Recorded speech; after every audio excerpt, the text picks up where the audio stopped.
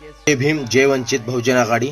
काय म्हणलं होतं, तुमचा एकही नगरसेवक होऊन दाखवा किंवा तुमचा एकही नगरसेवक आहे का?